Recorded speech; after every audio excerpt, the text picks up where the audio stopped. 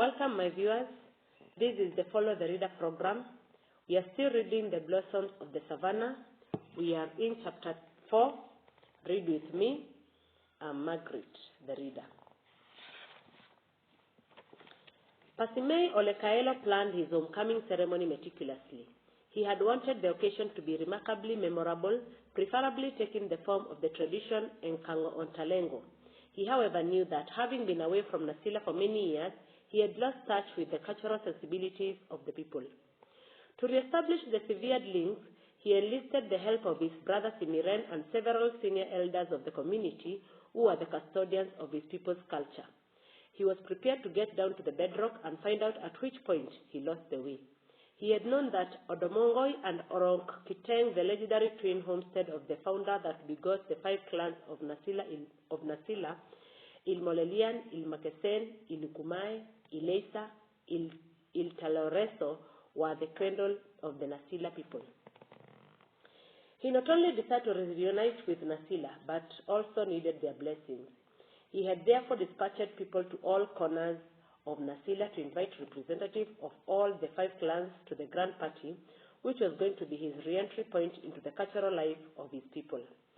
When he gave that to the clans, Olekaelo could not help but laugh silently when he recalled the stereotyped anecdotes that used to be told when he was young. They were made up by rival groups with the intention of lowering the esteem of their adversaries. He recalled with amusement that his own clan of Ilmolerian was said to be made up of ludicrously generous men who would slaughter a bull and foolishly share out all the meat to others, leaving themselves without any. They would then happily and ridiculously raise up their arms to show to all and sundry that they had not hidden any meat under their armpit. But for the Ilmakesen clan, it was exactly the opposite. The clansmen were said to be so miserably stingy that they would deny a dog the afterbirth of a she-goat. It was said that they would opt to sleep hungry rather than share food they had in the house with a sojourner who dropped in unannounced. Interestingly, Olekaelo was a member of the supposedly generous Ilmolerian clan, and his wife Milanoi was the daughter of the close-fisted Ilmakesen clan. When the party was finally thrown, it was nothing short of ostentatious, and true to the Ilmolerian spirit and tradition, Olekaelo held nothing back. He slaughtered a fattened ox, 6 rams, and 4 he-goats. In the living room stood 4 long tables spread with the most outstanding arrays of food Nasila had ever seen. There were large trays laden with huge chunks of boiled meat, whose tantalizing aroma filled the room. Lamb chops grilled to a golden brown color glistered appetizingly on the chop board. Succulent pieces of pink roasted liver lay arranged on leaves of oloirepirepi weed to preserve moisture and taste. Then there were other choice of pieces of meat on skewers and others wrapped up in sacred oloirien leaves that were the preserve of the elders who were to bless the home of Interlengo. It was only after such blessings that Nasila would receive back their son who had gone out to hunt for fortune and returned safely. The elders would also bless the wife, children, and property that he brought back, and which were all henceforth going to be the wealth of Ilmolelian clan. That day had begun early for Olekaelo. He had left his bed at cockcrow, the time that was known in Nasila as Tolakira Lolekasaale. He was to see to it that every detail about the impending homecoming ceremony was taken care of without exception, and absolutely nothing was to be left to chance. There was little for him to do that morning, though, for all preparation and arrangement had earlier been made, system had been set, and all that was left to be done was to implement what had been agreed upon. Days earlier, with the help of his brother Simiren and his wives, he had gathered a retinue of young men and women from Ilmolerian clan and charged them with the responsibility of organizing the activities and chores of the ceremonial day. And true to their calling, the young men and women immediately swung into a variety of activities with zest. Those who belonged to the subclan of Ilolarasha Kineji to which Olekaelo also belonged, felt that the responsibility to have the occasion succeed rested on their shoulders. Led by a young local primary school music teacher called Joseph Parmuat, they took charge of the entire ceremony. Members of the other subclan of Lelema graciously accepted the leadership of Joseph Parmuat and their other cousins, and all worked harmoniously and tirelessly to bring about the success that was already evident that morning. From the veranda of his house, Olekaelo surveyed with utter satisfaction all that was happening in his homestead. He was most grateful and felt humbled by the fact that in that central land to which he had finally returned and to which he belonged, body and soul, honor, brotherhood, and selflessness were still virtues.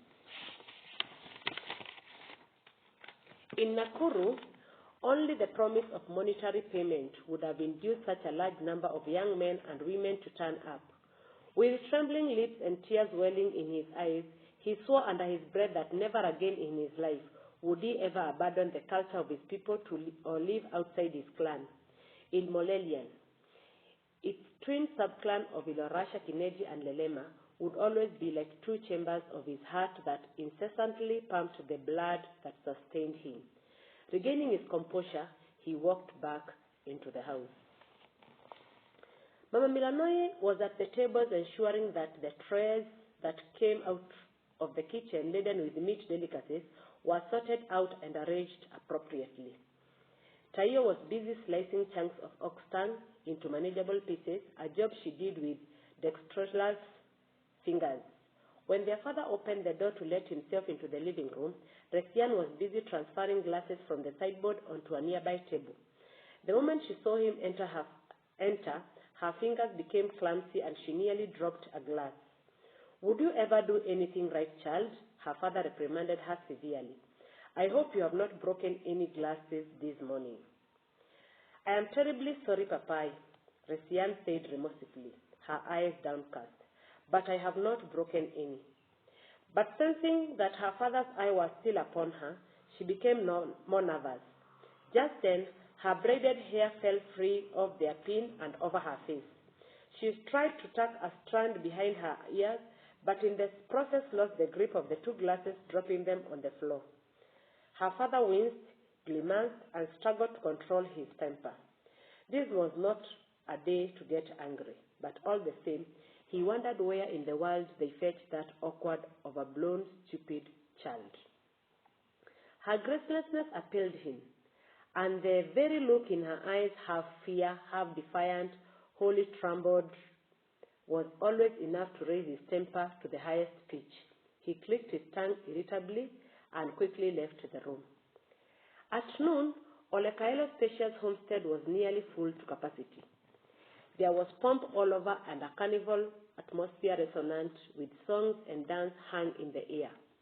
A bevy of beautiful girls, young women stepped forward, their neck bedecked with layers after layer of exquisite multicolored bead ornament. The bright-colored leathers they wore over their shoulders fluttered in the windy afternoon air, and as they moved sedately, head poised, chest heaved forward and backward, knees bobbing, voices raised melodiously as they glided smoothly into an exciting traditional dance. Two young men out of the group of about 20 began to sing in their light melodic voices. The rest joined in, their deep guttural voices mingling with those of the young women. The moment the voices mingled and fused, the dance changed subtly. The men's group broke into two, each with a light, springy jump. They skipped away as they skirted the compound and joined again into one group amid shrieks of excitement. The young women repeated their dance, their light steps sedate, their backs and shoulders held straight, and their heads haughty and graceful. And as they sang, the young men leapt to the center. They jumped high into the air, each one of them vying to outdo the other. Tayo and Resian, who had joined the throngs of spectators, were ecstatic. Their eyes were glued to the handsome, arrogant, athletic figures of the Morans. One particular young man caught Tayo's eyes. He was lithe, tall, and dark-haired in red shukas, who leapt higher with more grace than the rest. She involuntarily gasped,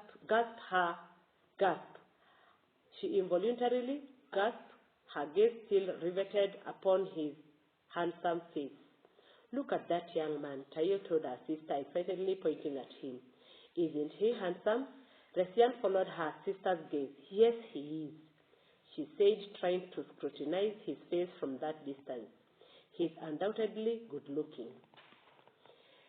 Even as they gazed at the young man, he broke out of the group and walked out of the gate. Moments later, he came back leading a group of uniformed school children, boys and girls, who he quickly arranged into 4 short lines, one following the other. Soon the air was resonant with their vibrant voices as they sang an exciting, heart-lifting song whose word had been carefully selected to commemorate Olekaelo's return. If you listen to the tinkling bells of our cattle, you will know whether the cattle are going out to pastures or on their way back home. If they are on their way to the pastures, wait for them at the hills of Nayutupaki. If they're streaming back home, wait for them at the homestead of Olekaelo. Olekaelo took his cattle out to the pastures and brought them back home without losing any. If you listen to the tinkling bells of his cattle, you will know it is the sound of cattle coming back home. You young men of Ilimolerian, go out and meet your returning hero. Direct his cattle to enter his homestead. Listen to the tinkling bells of the cattle of Olekaelo. Then the children broke into a quick, exciting dance. The boys formed a semicircle while the girls formed a line. They wove into an intricate pattern, hand-touching and dropping their eyes demurely downcast.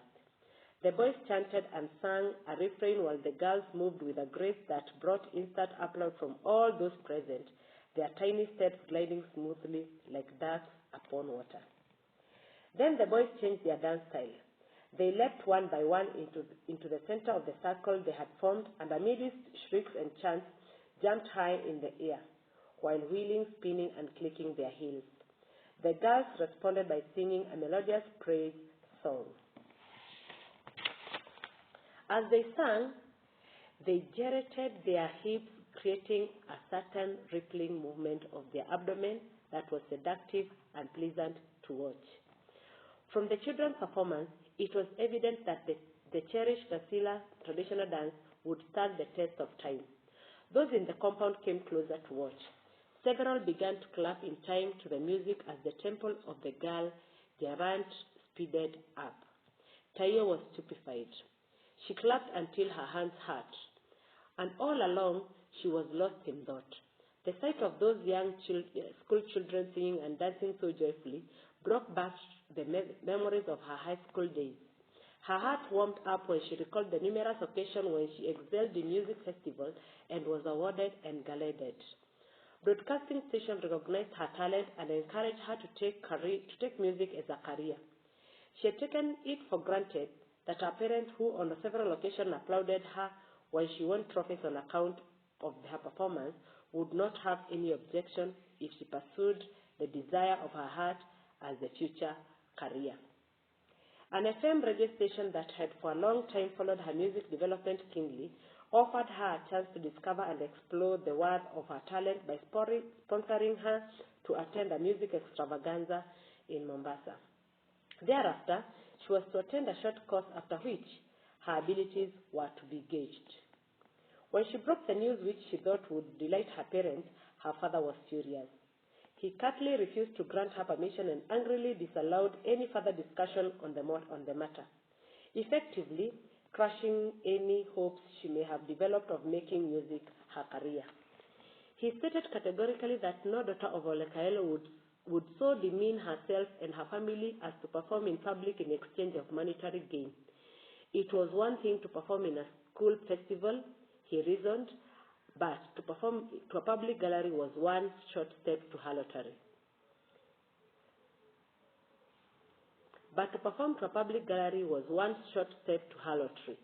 No amount of persuasion would change her father's mind.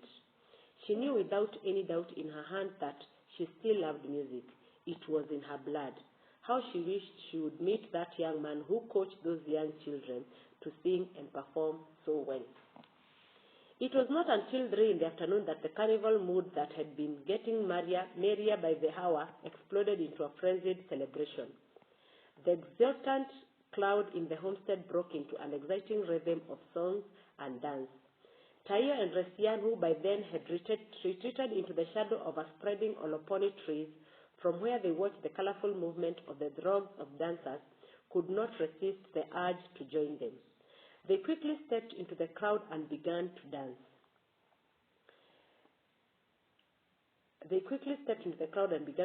And so did their mother, who, tugging their auntie Yobotor, also joined other dancers who were already heaving their chests forward and backward as they chanted the refrain. Before long, they spotted their 3 other aunts who too were amongst the crowd of dancers. Uncle Simiren, who too dancing, his bald head shining like a piece of iron sheet in the afternoon sun. Then they saw their father. "Look at Papai," said Tayo, giggling as she pointed out their father amidst a group of dancing elders. "He doesn't seem to know how to dance," commented Resian jokingly, and they added mischievously, "He should ask Uncle Simiren to coach him." They laughed heartily, hiding their faces behind other dancers so that they did not come face to face with him, lest they embarrassed him. Just then, a shadow figure appeared and swiftly walked past them. They simultaneously looked up and saw a man stare fiercely at them. He sneered at them contemptuously, then quickly walked past the dancers and disappeared out of the gate. But that was not before they positively recognized him as the young man who accosted them on the first day in Nasila. They were shocked, and suddenly all the happiness and serenity that had pervaded their hearts dissipated. They now felt angry, terrified, and isolated, even when they were in the midst of the happy throngs of revelers that was oblivious of what had befallen them. It was 5 o'clock when Simiren charmingly invited all those present to savor his brother's lavish hospitality. The elders and their wives were ushered into the Olekaelo spacious living room, while the young men, young women, and the children mingled happily in the lush, sprawling, well-tended lawn. Soon the ever-dutiful daughter of Ilmolelian moved to and fro among the chattering throngs with trays heavily laden with pieces of meat that the revelers ate ravenously to their fill. When beverages had been distributed all round and everyone had had their share, the young people departed, having acknowledged that a true descendant of Ilmolelian had finally arrived and taken his rightful position in the clan. At 7 o'clock in the evening, after the lights had been put on, the traditional Esuguroi drink had been served in generous measures, tongues loosened and hearts gladdened. Soon after, the party gathered momentum and voices rose. Within no time, one could hardly be heard over the hubbub of talk and laughter. And as the pleasurable and lively celebration progressed, voices became animated, hands and arms gesticulated vigorously, while heads turned more often. Eyes searched out acquaintances with the throngs of revelers. And it was all pomp and gaiety as ivory adorned and bejeweled figures fluttered. Bare shoulders gleamed in the light. Multicolored beads ornament glittered upon elaborately bedecked necks. Pedulous illuminatoni of all colors daggered loosely down extended earlobes, and the bright colors of lesos, kangas, red shukas, and multicolored blankets all turned the Olekaelo living room into kaleidoscopes of shifting light and color. That evening, Mama Milanoi, the perfect hostess, was a woman with glamour. She was representatively dressed in a purple silk and moved happily from one group to the other, talking cheerfully, her laughter ringing out pleasantly. That was her home, and that was her evening. She had to make sure that no one present in that living room would live with any shred of doubt in his or her heart as to who was the Enopi Enkang of the Olekaelo homestead. Tayo was watching with amusement as her mother moved from one group of travelers to another when suddenly her eyes caught sight of a tall man who was advancing across the room towards her direction. She recognized him and her heart missed a beat. Momentarily, his bright eyes met hers. They were perfectly set on a young and handsome face that was above an equally impressive attire of red shukas. Across the room, maternal instinct directed Mama Milanoy to look at the direction of her daughter Taiyo in time to see two events happening simultaneously. A handsome young man striding towards her daughter and her husband sending a seemingly corrosive glance in the direction of his daughter.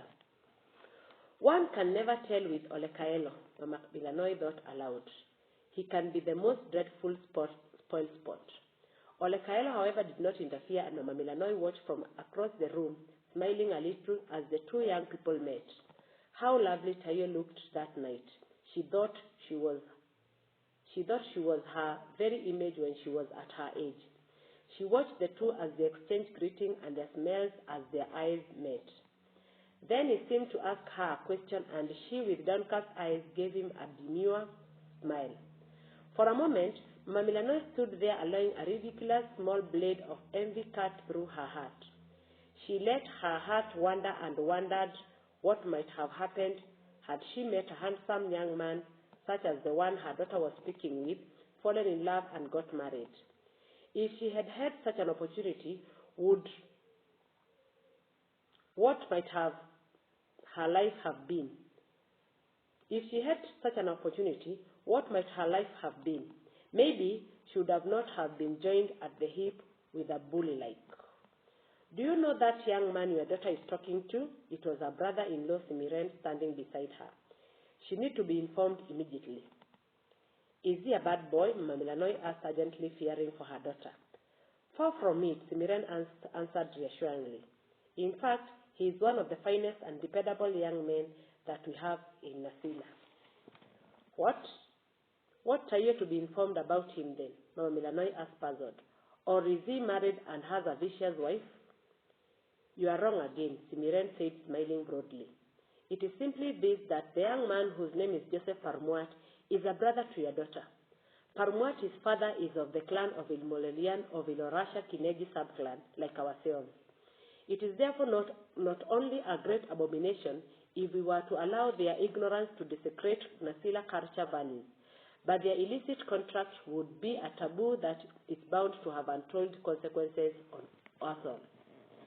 From the corner where she stood watching the noisy events in the living room, Resian saw the meeting of her sister and the lithe young man who had earlier in the day said was handsome. For some strange reason, she felt alarmed. Was it jealousy consuming her? But why she be jealousy of her sister? No, it was not jealousy. It was fear. It was the fear of losing Taiyo. Taiyo was hers. She was her only sister, her only friend, and her only ally. She could not dare lose her or share her love with anybody. Never. When she gave thought to the possibility, her young heart nearly stopped beating. For a brief, almost frightening moment, she allowed the negative emotion take the better of her. She swore, in Kilani e Papapai, she would hate anyone who came between her and her sister. Taiyo saw her sister come, and she thought how timely her arrival was, for she had wanted to share that moment of joy and ecstasy with someone close to her. She smiled dazzlingly as she introduced the two to each other. Resian was rewarded by a twinkle in the young man's eyes as he shook her delicate, soft hand. There followed a brief, slightly awkward silence. Around them, the talk and the laughter of the revelers rose and fell like the sound of waves beating upon flooded riverbanks. Before they had time to say another word, Uncle Simiren and their mother stood beside them. It chagrined Taiyo greatly to be told of her clan's relations with the young man she had just met. Then the time finally came. It was time to formally receive Pasimei Olekaelo and his family back into the Elmolerian fold and into the larger family of Nasila people, and offer blessings for his family's well-being. To conduct the sacred ceremony was an old man who had been sitting in the company of other two old men at the corner of the living room. He was sagging with age, and his face was splotched with a maze of wrinkles. His lips had collapsed on his toothless gums, while his scalp showed patches of white skin through his thin gray hair. Earlier in the evening, Tayo had looked at the old man with a piteous face as he sat with his elbows on the table, holding a joint of mutton in both hands and tried to gnaw it. Seeing how much he struggled, obviously with very little success, she had sympathized with him. She had gone into the kitchen, fetched a plateful of rice, peas, beans, and potatoes, and handed it to him. The old man received the food with gratitude, while the other two elders eyed him with envy. "Thank you very much, my dear child," the old man had said, and then asked curiously, "May I know whose daughter you are, my child?" "I am Olekaelo's daughter," answered Tayo impatiently, not wanting to prolong the discussion with the decrepit old man. Later, Tayo was surprised to see that the seemingly helpless and toothless old man was one of the most revered elders in the community. She saw him get up from where he sat with the other two old men and, leaning heavily on his walking stick, moved to the center of the living room. His face was dignified as he walked with his chin up and his mouth set in a hard, straight line. That was the time that Tayo observed his heavily wrinkled face. There was a haughty set to his features. For a moment, Tayo felt as if he had fastened his eyes on her and that his gaze was like physically oppressive force upon her. She suddenly felt much in awe of him.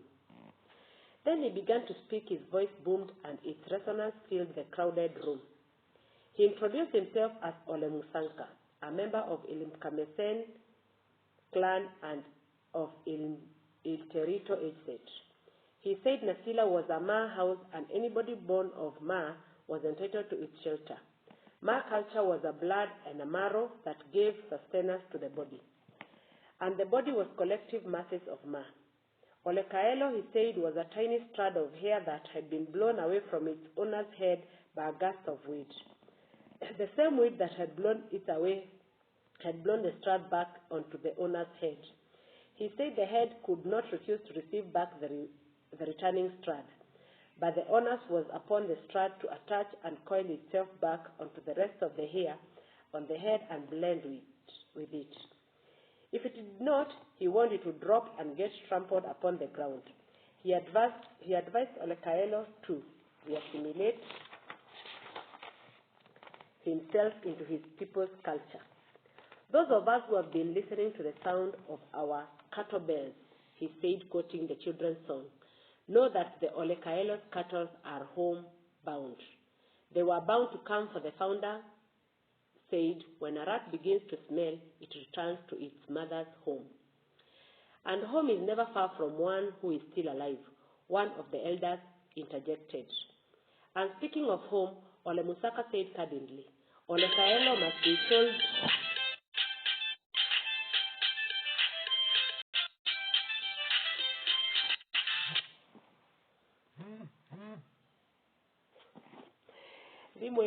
John,